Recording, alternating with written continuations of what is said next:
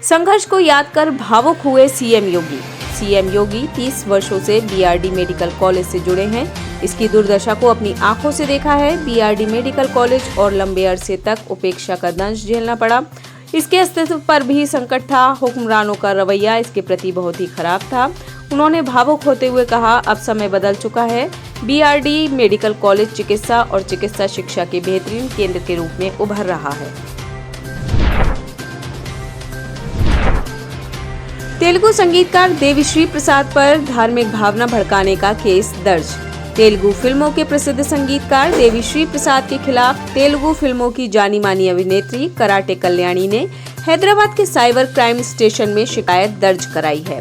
कल्याणी ने अपनी शिकायत में आरोप लगाया है कि प्रसाद के गाने के बोल बेहद आपत्तिजनक और धार्मिक भावनाओं को आहत करने वाले हैं। प्रसाद ने गाने के वीडियो में कम कपड़े पहनी महिलाओं को धार्मिक मंत्र वाले संगीत पर नाचते हुए दिखाया है। गाने के बोल में बोलो राम राम हरे, बोलो कृष्णा कृष्णा हरे शामिल है। चंद्रकांत खैरे के बयान से महाराष्ट्र की राजनीति में मचा भूचाल। शिवसेना उद्धव बाला साहेब ठाकरे गुट के नेता चंद्रकांत खैरे के एक बयान से महाराष्ट्र की राजनीति में भूचाल। खैरे ने कहा कि यदि सुप्रीम कोर्ट ने एकनाथ शिंदे समेत शिंदे गुट के 16 विधायकों को अयोग्य करार दिया तो बीजेपी का प्लान भी रेडी है। देवेंद्र फडणवीस एक होशियार इंसान हैं। उन्होंने कांग्रेस के 22 विधायकों को बीजेपी में लेने की तैयारी कर रखी है।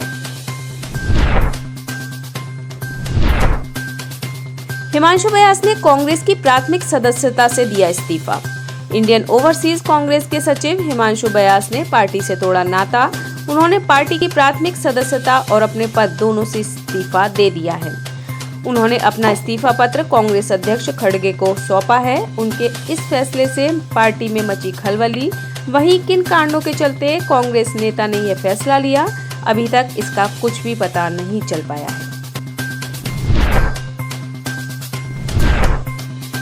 आलिया और रणवीर बने मम्मी पापा। आलिया ने दिया बेबी गर्ल को जन्म।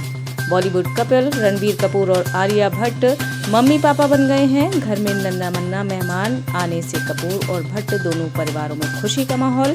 रणबीर और आलिया सुबह 7 बजे धीरूभाई अंबानी हॉस्पिटल पहुंचे थे, जहां आलिया ने बेबी गर्ल को दिया जन्म।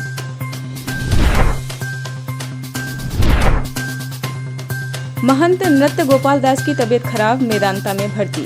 श्री राम मूर्ति जन्मभूमि तीर्थ क्षेत्र ट्रस्ट के अध्यक्ष एवं महंत नृत्य गोपाल दास को यूरिन इन्फेक्शन होने की वजह से कमजोरी महसूस होने के कारण उन्हें क्रिटिकल केयर टीम की निगरानी में अयोध्या से मेदांता लाया गया है।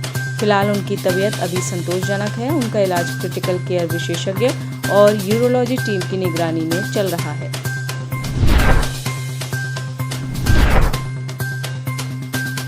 नामीबिया से लाए गए 2 चीतों को बड़े बाड़े में किया गया शिफ्ट। नामीबिया से मध्य प्रदेश के कूनू नेशनल पार्क में लाए गए 8 चीतों में से 2 को 50 दिन बाद बड़े में छोड़ा गया। इस पर प्रधानमंत्री नरेंद्र मोदी ने खुशी जाहिर करते हुए किया ट्वीट। उन्होंने लिखा, मुझे बताया गया है कि अनिवार्य क्वारंटाइन के बाद 2 चीतों को कूनू प्राकृतिक वास में अनुकूलन के लिए एक बड़े बाड़े में छोड़ा गया है। जल्द ही अन्य चीतों को भी छोड़ा जाएगा। मुझे ये जानकर खुशी हुई कि चीते स्वस्थ हैं, सक्रिय हैं और अच्छी तरह से तालमेल बिठा रहे हैं।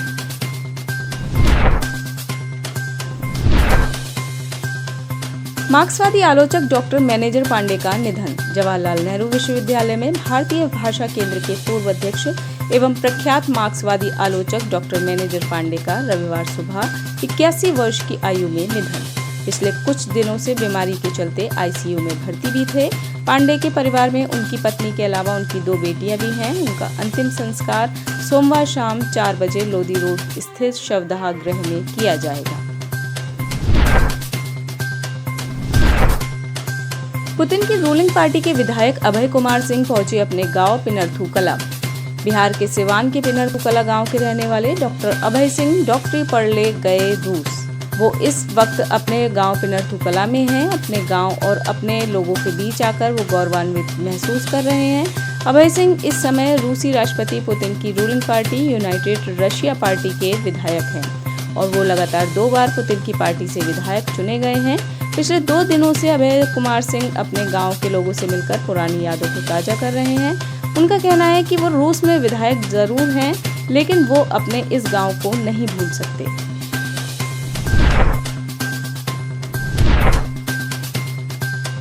प्रवर्तन निदेशालय को अब्बास अंसारी की मिली 7 दिन की रिमांड। प्रयागराज की जिला अदालत ने शनिवार को दोनों पक्षों की दलील को सुनने के बाद प्रवर्तन निदेशालय को पूछताछ के लिए अब्बास अंसारी को 7 दिन की रिमांड की मंजूरी दी। ईडी ने अब्बास की 14 दिन की रिमांड मांगी थी। ईडी ने कहा था कि अब्बास से कई बिंदुओं पर पूछताछ की जानी है। इसके अलावा उसे गाजीपुर और मऊ सहित अन्य जिलों में भी ले जाना है, जिसके लिए 14 दिन की रिमांड जरूरी है, पर कोर्ट ने फिलहाल अभी 7 दिन की रिमांड ईडी को दी है।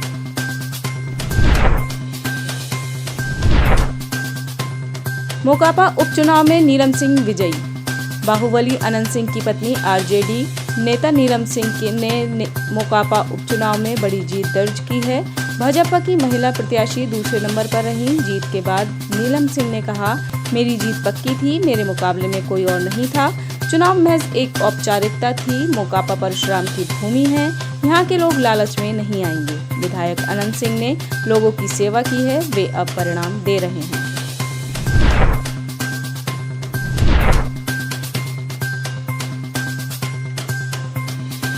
हिमाचल प्रदेश विधानसभा चुनावों में 10 सीटें बनी हॉट सीट। हिमाचल विधानसभा चुनाव का ऐलान होते ही चुनावी सरगर्मियां बढ़ी, तो इस चुनाव में कई सीटें हॉट सीट माने जाने लगी। हिमाचल में 10 ऐसी सीटें इस बार विधानसभा चुनाव के पहले काफी चर्चा में हैं, जिसमें मुख्यमंत्री जयराम ठाकुर की सिराज विधानसभा सीट पहले नंबर पर है। इसी क्रम में दूसरे नंबर पर कुसुम्पटी विधानसभा सीट है। यहाँ से शहरी विकास मंत्री सुरेश भारद्वाज को चुनाव लड़ेंगे। तीसरी कसौली विधानसभा, चौथी हरौली विधानसभा सीट, 5वीं जसवा परागपुर विधानसभा सीट, 6ठी पांवटा साहिब विधानसभा, 7वीं ठियोग विधानसभा, 8वीं शाहपुर विधानसभा, 9वीं नादौन विधानसभा सीट, 10वीं शिमला ग्रामीण विधानसभा सीट। इन सीटों पर ज्यादातर मंत्री खड़े हैं। अब देखना यह है कि इन सीटों पर बीजेपी कैंडिडेट भारी पड़ते हैं या अन्य। सानिया मिर्जा और शोएब मलिक हो सकते हैं अलग। भारतीय टेनिस स्टार सानिया मिर्जा ने पाकिस्तानी क्रिकेटर शोएब मलिक से विवाह किया था। सानिया और शोएब अपने प्यारे बेटे इजहान के साथ एक आदर्श परिवार की मिसाल हैं।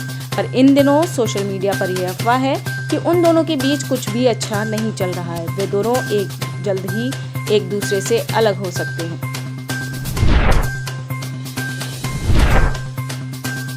सीजेआई के अंतिम कार्य दिवस पर बेंच की कार्यवाही का होगा सीधा प्रसारण। भारत के मुख्य न्यायाधीश जस्टिस यूयू ललित का 7 नवंबर को कोर्ट में आखिरी कार्य दिवस। 7 नवंबर को सीजेआई जस्टिस उदय उमेश ललित की बेंच की कार्यवाही का सुप्रीम कोर्ट की वेबसाइट पर होगा सीधा प्रसारण।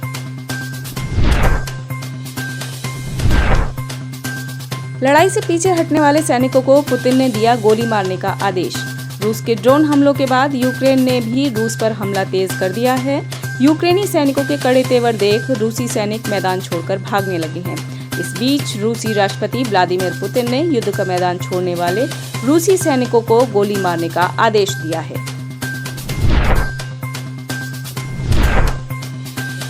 फिलाडेल्फिया में हुआ फिर गोलीकांड। फिलाडेल्फिया के केंसिंगटन और लेगनी के इलाके में 12 लोगों की गोली मारकर हत्या। पुलिस सूत्रों के हवाले से गोली लगने से कई लोग गंभीर रूप से घायल भी हुए हैं। घायलों को तुरंत अस्पताल पहुंचाया गया। पीड़ितों के बारे में अब तक कोई विस्तृत जानकारी नहीं मिल पाई है।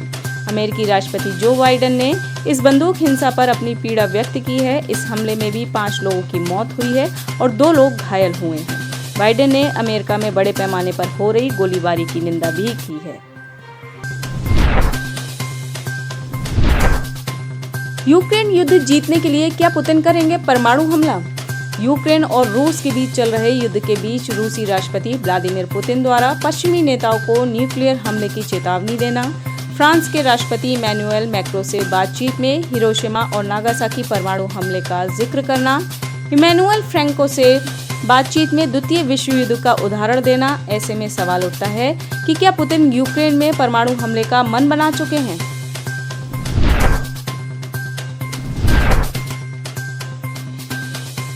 राष्ट्र संघ में भारत ने रूस के पक्ष में किया मतदान। संयुक्त राष्ट्र में यूक्रेन के खिलाफ युद्ध पर मतदान में हिस्सा न लेकर भारत ने रूस की परोक्ष मदद तो करता ही आ रहा है।